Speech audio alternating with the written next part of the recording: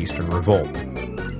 The breathing space his absence offered the Germans will allow them to regroup for a second round of fighting that will force Marcus to return to the Danube and attempt to finish a job he had come so tantalizingly close to finishing already.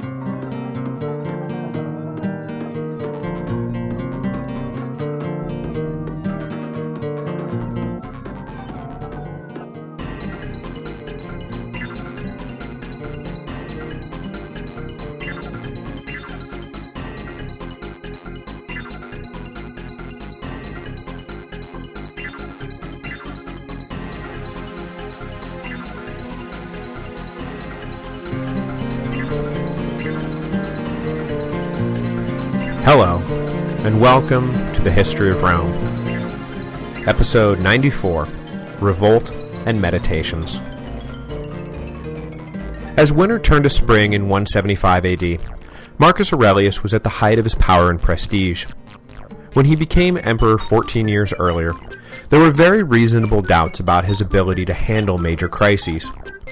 Having never set foot outside of Italy or inside a legionary camp, there is no begrudging those who saw the fragile, intellectual Marcus ascend to the throne in 161 and figured a stiff breeze would blow his whole regime right over. But since then, the empire had been drowned, starved, plagued, and sucked into two major wars, one in the east against Parthia, and one in the north against a forever shifting host of German tribes.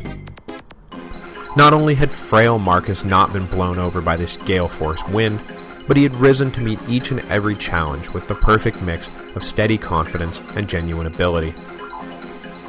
With such a capable leader leading so capably, it is no wonder that in 175, just after Marcus was putting the finishing touches on his brilliant northern campaigns, the Eastern Empire rose up in revolt. Wait, what? Let's go over that again. Good emperor, triumphant general, effective administrator, revolt. Something doesn't add up. To escape from this apparent political non sequitur, we need to take a look at the empire's situation as the spring of 175 dawned from another perspective. And then, also remember that when the revolt in question finally breaks out, it was probably the result of a simple miscommunication. You see, not everyone was super jazzed about Marcus's adventures along the Danube. I didn't do much soldier counting last week, but during the first phase of the Marcomannic Wars, Marcus had lost something like 10% of the 100 to 140,000 men he had assembled to fight the Germans. True, only a fraction of that number were actually battle casualties, with the rest succumbing to plague, but that only reinforced the point. The empire was being ravaged by smallpox. The provinces were slowly depopulating, there was not enough hands to work the fields, and what grain was being harvested was being sent to the front to feed the troops. Was now really the best time to be putting our foot down with the Germans? Was this really the best use of the empire's resources? These questions were answered, at least in the east, with a resounding no. Whether their outlook was overly parochial is a question for another time, so for now, let us simply note that, seeing only sacrifice without benefit, the citizens of the East were becoming progressively more hostile towards Marcus Aurelius and his pointless war in the frozen north. In 172, protesting the excessive tax burden, an insurrection broke out in Egypt that was efficiently put down by none other than Avidius Cassius, who, in just a little while, will find himself harnessing that same angry energy in his own bid for power. Back in Rome, the Senate was generally supportive of Marcus's policies, but there was a growing faction of senators who secretly opposed the imperial regime. Of these dissenting nobles, there were roughly two overlapping camps. One was clustered around the extended family of Lucius Verus, who felt they were being shut out from their rightful seat at the table now that Lucius was dead. After all, wasn't it Lucius's father who wise Hadrian had elevated first? And now, we're not getting any of the good appointments, any of the plum jobs? Much as the early years of the Principate had been defined by the struggle between the Julio and Claudian wings of the imperial family, so too was there now an undercurrent of tension between Lucius's Chaonii and Marcus's Anii families. The other camp was a collection of senators who saw an empire in crisis and Marcus's obsession with waging war along the Danube only making things worse. Like the citizens of the East, they too pointed to the plagues and the famines and the depopulation, but unlike the Eastern parochial grievances, these senators saw the big picture and didn't. In 171, in a sign of things to come, Moorish raiders attacked the practically ungarrisoned Iberian Peninsula and sent the Spanish provinces spinning into chaos. Rich, fertile, and peaceful, an attack on Hispania was an attack on the very heart of the empire, and though Marcus sent one of his better generals to oversee the expulsion of the North African invaders, the emperor himself seemed to look upon the crisis as being of minor import compared to his work in Germania. A number of senators profoundly disagreed with this ordering of priorities.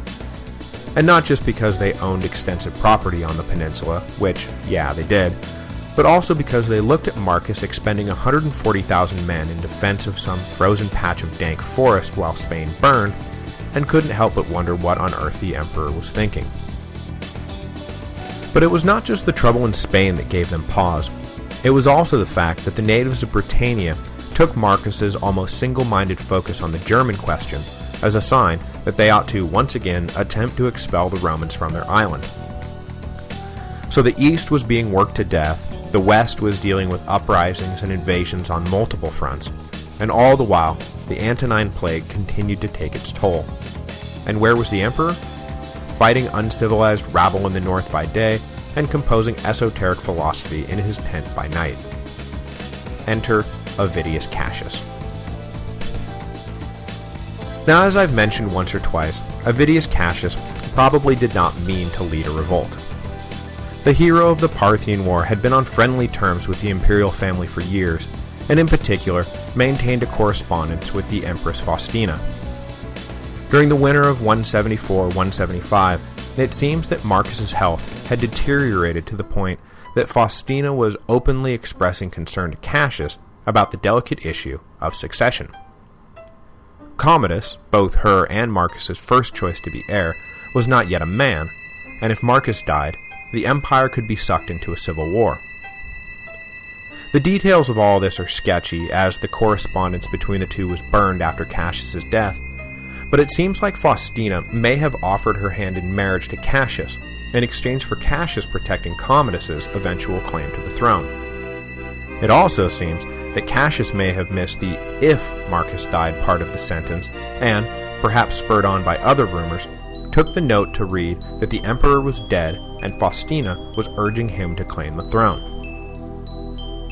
In the spring of 175, then, Cassius allowed himself to be proclaimed imperator by the Syrian legions, an oath that was quickly seconded by the Egyptian and Palestinian garrisons.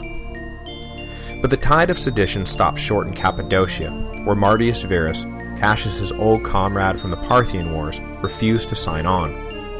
Instead, he dispatched a message to Marcus, warning him that the East was in revolt. As I said at the end of last week, the emperor was forced to drop what he was doing, make peace with the Ezigis before they learned that Rome was divided, and then head east to confront the rebellion. Coming to terms with the surprised nomads, he packed up the imperial entourage, along with Faustina and Commodus, both of whom were living in the camp with him at the time, and made with all haste for Syria. To the delight of conspiracy theorists who believed that Faustina and Cassius were not the victims of some innocent miscommunication, and were instead actively plotting behind Marcus's back, Faustina became sick while the caravan passed through Cappadocia, and, succumbing to the illness, suddenly died in mid-175. As with all imperial deaths, it was suspected that Marcus had done her in for conspiring against him, or that she had committed suicide, knowing that all the sordid details of her plot were about to come out.